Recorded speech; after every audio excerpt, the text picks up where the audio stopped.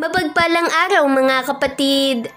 Ating pungtunghayan ang aking kwento na pinamagatang sa tamang panahon.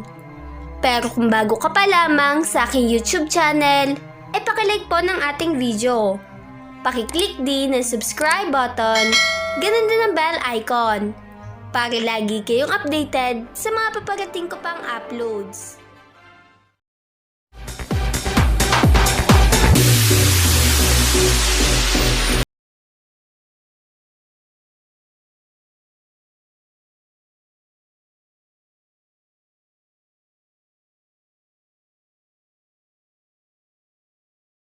Isang mapagpalang araw mga kaibigan, ating pagtunghayan ang kwento na pinamagatang sa tamang panahon.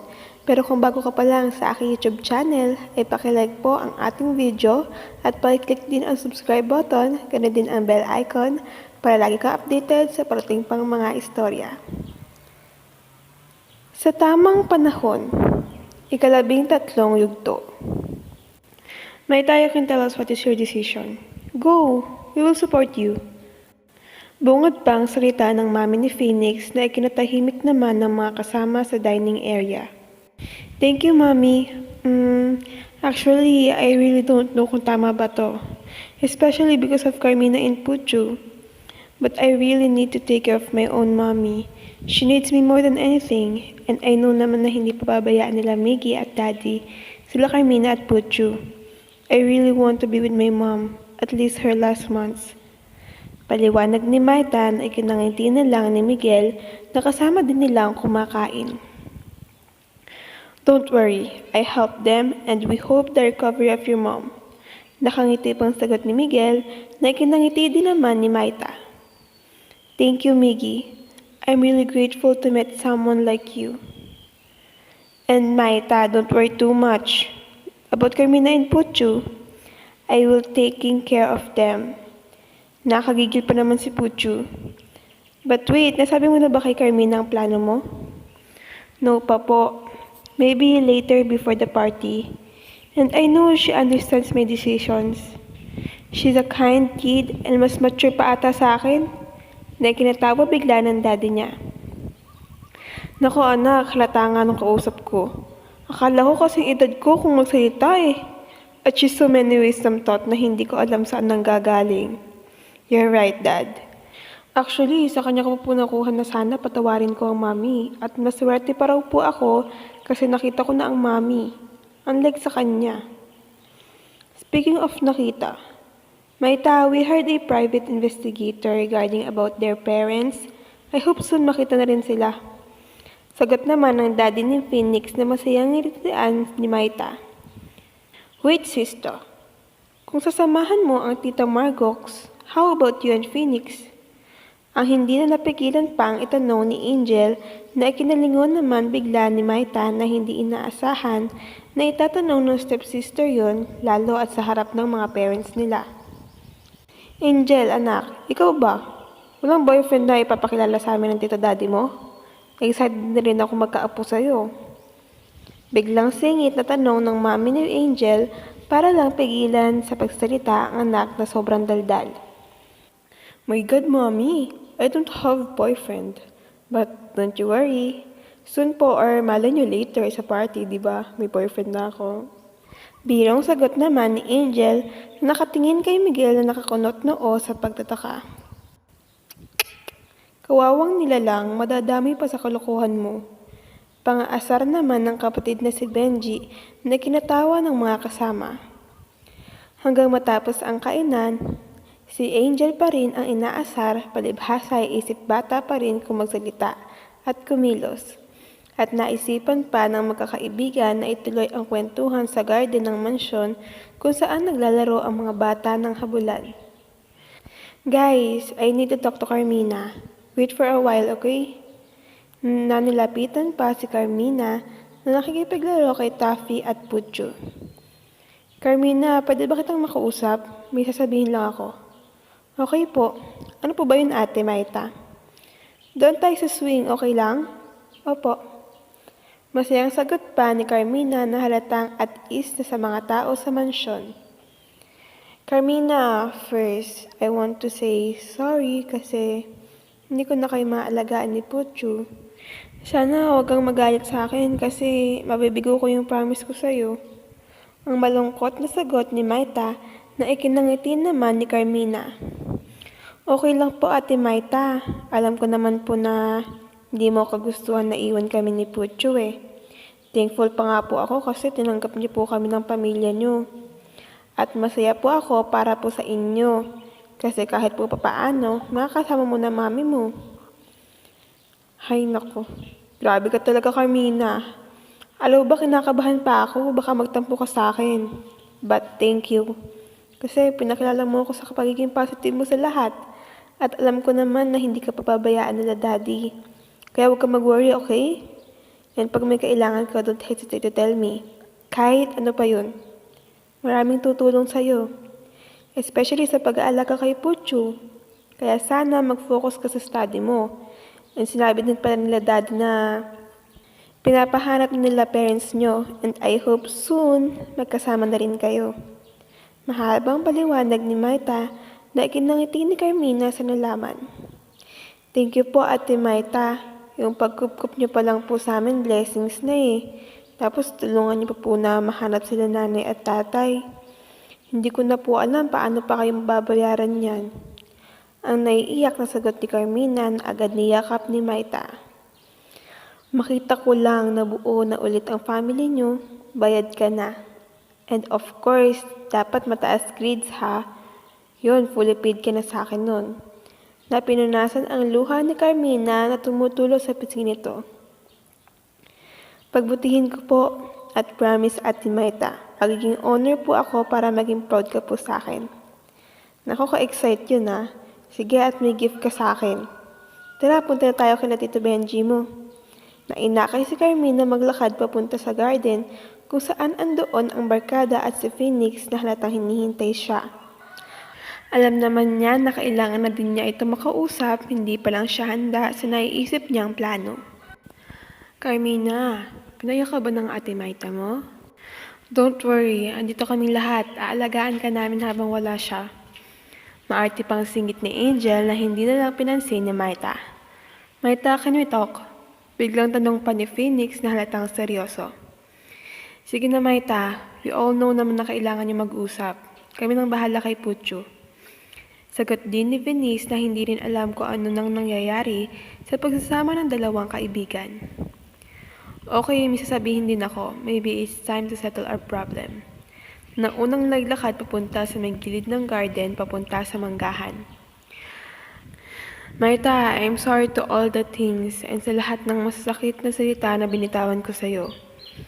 I know na mali na hindi kita pinakinggan at inunawa, pero alam mo naman na masyado kong mahal si Mami at nasasaktan ako na galit ka sa sarili mong Mami.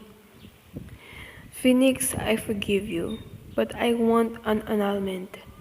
I think this is a better option para sa atin. Besides, hindi mo naman mahal ako. Hindi na niya natuloy ang sasabihin nang biglang magsalita si Phoenix na naguguluhan. What? Annulment? No, Maita. Never, okay? Kung hindi mo ako mapapatawad agad, sige. Gagawin ko ang lahat para maging okay tayo, mabalik sa dati. Hindi naman solusyon na maghiwalay tayo eh. Kaya kitang mahalin, malapit na. Nag-aaralan ko na, diba? I know, nagkamali ako na nagalit ako sa trato mo kay Mommy, Margox, but please, not this, Maita. Masarap sanang pakinggan lahat ng sinabi mo, pero Phoenix, gusto ko rin mahalin muna ang sarili ko. Nagpakasal tayo because of our grandparents. Nung una, okay lang talaga kahit no feelings tayo, especially you. Kasi I admit naman na pumayag ako sa kasal because of John, but during the time of being with you, natututunan kitang mahalin at kahit alam kong si Venice ang mahal mo, okay lang basta mahal kita. Yun ang mahalaga. Ang naiiyak ng sagot ni Maita kay Phoenix na tulad niya ay halatang nasasaktan. No, I never loved Venice. And Maita, kaya naman natin mahalin ang sarili natin ng magkasama. Okay lang, sige kung gusto mo samahan mo si Mami Margox. I'm not against, but please naman huwag tayong maghiwalay. Phoenix, please listen. Hindi naman ako makikipaghiwalay ng walang magandang dahilan eh. Pinag-isipan ko, maniwala ka ilang beses. Maisip ko pa lang yung plano kong to, mas una akong nasasaktan. Ayokong maghiwalay sa'yo. Kasi ganun kita kamahal eh. Pero eto lang ang paraan ko para makilala ko ang sarili ko. At higit sa lahat, gusto ko mahanap yung tunay na pagmamahal. Handa akong hintayin kung kailan mo ko kayang mahalin. Pero alam ko na hindi tama. Baka kasi kaya ka ganyan dahil naawa ka lang talaga sa akin. Phoenix, gusto ko sabay nating hanapin at mahalin ang sarili natin. Ikaw, sana lahat ng sakit na nasa puso mo, pakawalan mo. At tulad ko, sana napakinggan mo din mga tao sa paligid mo. Lalo na si Miguel, baka sakaling makita mo talaga hinahanap mo. Maita, hindi ko kailangan hanapin sarili ko. Kilala ko kung sino ako at gusto ko lang dito ka lang.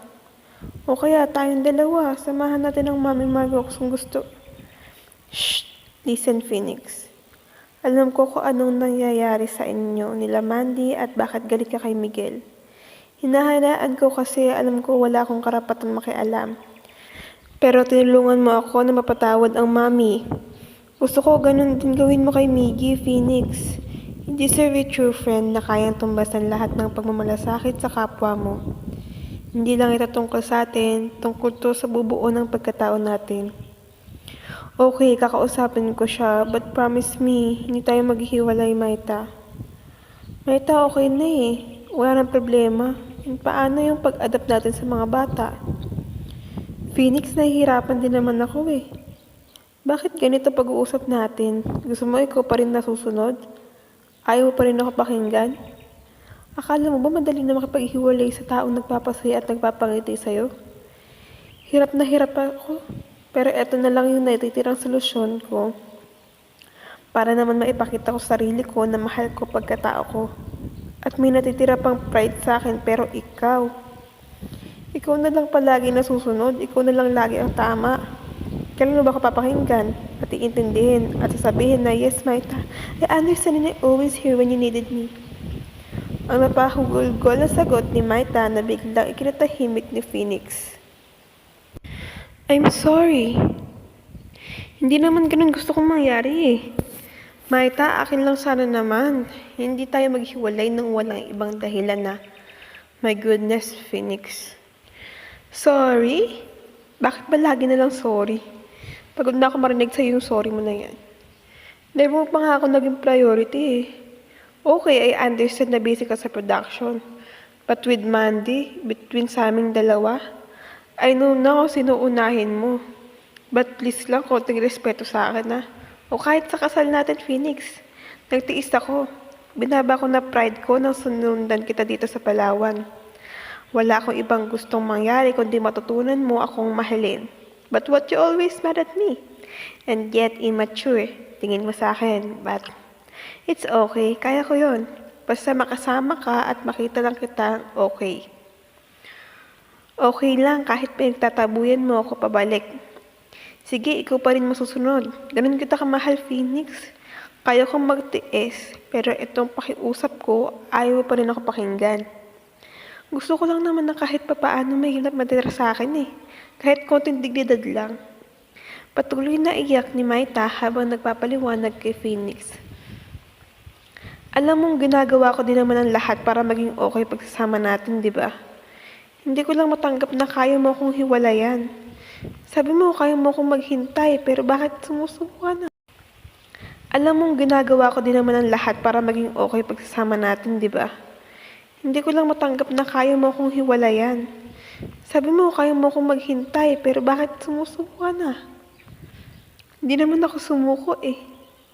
Gusto ko lang bigyan ng pagkakataon na mahanap natin sarili natin. Ako habang inaalagaan ko si Mami at ikaw habang inaayos mo sarili mo dito. Phoenix, gusto ko magkahiwalay tayo nang may respeto pa rin tayo sa isa't isa. Para kung dumating yung tamang panahon na pagtagpuin ulit tayo ng panahon, buo na tayo at handa. Naniniwala ako na darating yon. At malay mo, di ba, 1 month or 1 year, okay na tayo. Nakangiting sagot ni Maita kay Phoenix na naiiyak na rin sa paghiwalay nila. Hindi ko alam paano gagawin ko nung wala ka sa tabi ko. Nahihirapan ako. Alam ko huli na para dito pero gusto kong malaman mo na mahalaga ka sa akin at mahal kita. Hindi man sapat yung pagmamahal ko tulad ng pagmamahal mo sa akin, pero mahal kita. Umiiyak na rin na sagot ni Phoenix na yumakap na kay Maita. Shh! Please don't tell that. Gusto ko pagdating ng pagkakataon na magkita at magkasama tayo, doon mo sasabihin sa akin lahat ng yan. Nagumatin ng yakap kay Phoenix. I'm really sorry. I promise wala ko ibang mamahalin at iisipin kundi ikaw. Alam ko huli na to pero pangako, babawiin kita at ipapakita ko sa'yo kung gaano kita kamahal. And I promise I wait for you. Basta bilisan mo lang ha, baka mainip ako.